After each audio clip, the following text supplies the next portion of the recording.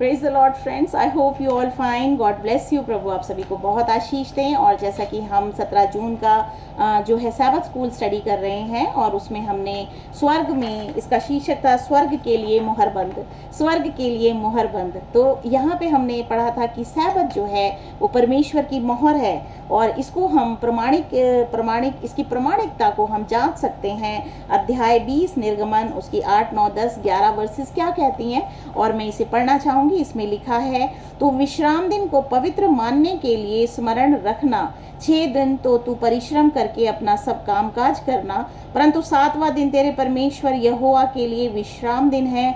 उसमें ना तो तू किसी भांति का कामकाज करना, ना तेरा बेटा, ना तेरी बेटी, ना तेरा दास, ना तेरी दासी, ना तेरे पशु और ना कोई परदेसी जो तेरे फाटकों के भीतर हो, क्योंकि 6 दिन में यहोवा ने आकाश, पृथ्वी और समुद्र और जो कुछ उनमें है सबको बनाया और 7वें दिन विश्राम किया। इस कारण यहोवा ने विश्राम दिन को आशीष दी और उसको पवित्र ठहराया।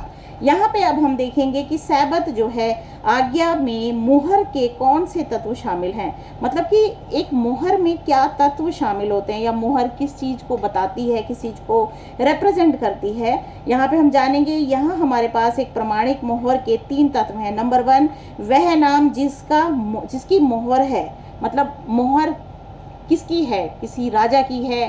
तो यहाँ पे मोहर जो है वो परमेश्वर की है, तो नाम है उसका यहोवा। यहाँ पे लिखा है कि यहोवा, इस कारण यहोवा ने विश्राम दिन को आशीष दी। तो यहाँ पे हमें नाम मिलता है, नाम है यहोवा, तुम्हारा परमेश्वर यहोवा। तो ये नाम है। दूसरी चीज जो एक मुहर में होती है वो है उसका शीर्षक, जिसने बनाया। शीर्षक क्या है? जिसने बनाया। इसमें लिखा परमेश्वर ने आकाश, पृथ्वी, समुद्र, पानी के सोते सब कुछ बनाए। तो किसने बनाए? परमेश्वर ने बनाए। और किसने बनाया? सृष्टिकर्ता ने। तो इसका जो बनाने वाला है, शीर्षक है, जिसने बनाया है वो है सृष्टिकर्ता। मतलब उसकी उपाधि, उसकी डेजिग्नेशन क्या है।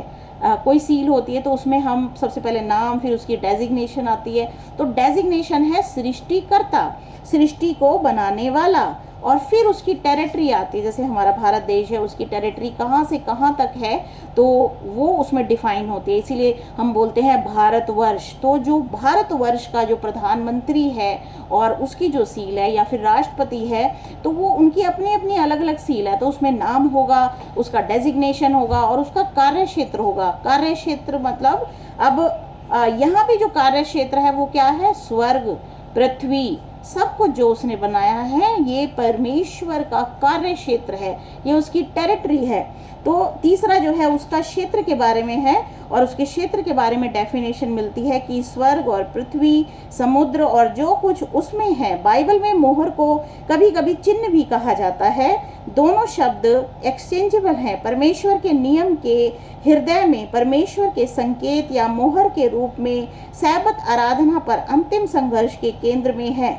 और हम देख सकते हैं यहेजकेल अध्याय 20 उसकी 12 और 20वीं वर्ष बताती है और प्रकाशित वाक्य अध्याय 12 उसकी 12 अध्याय की 17वीं वर्ष बताती है। तो इस तरह से हम जान पाए कि जो मोहर है परमेश्वर की वो क्या है? सैबत है।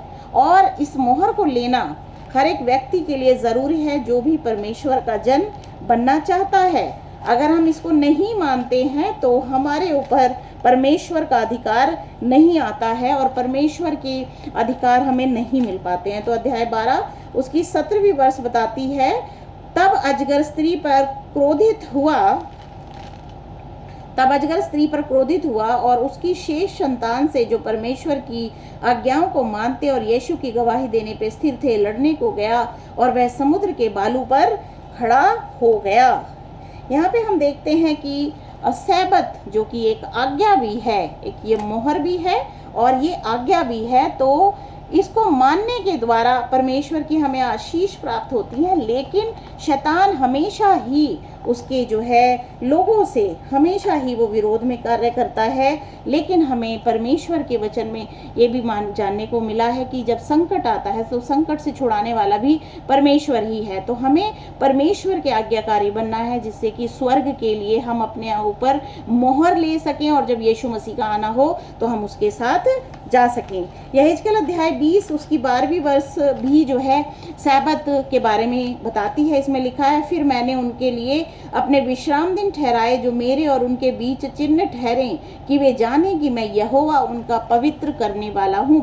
यहोवा सृष्टिकर्ता परमेश्वर जिसने विश्राम दिन ठहराया कि हम उसे माने तो हमें आशीष प्राप्त हो। फिर इसकी 20वीं वर्ष जो है वो बताती है, और मेरे विश्राम दिनों को पवित्र मानो कि वे मेरे और तुम्हारे बीच चिन्ह ठहरें, और जिससे तुम जानो कि मैं तुम्हारा परमेश्वर यहोवा हूँ। तो हम जान सकते हैं कि जिसने सब कुछ बनाया, सृष्टि का निर्माण किया, वो यहोवा है, और उसने चिन्ह ठहराया है सैबत का, और उसने ठहराया है सैबत की उसकी बनाई हुई सृष्टि उसकी आराधना करे।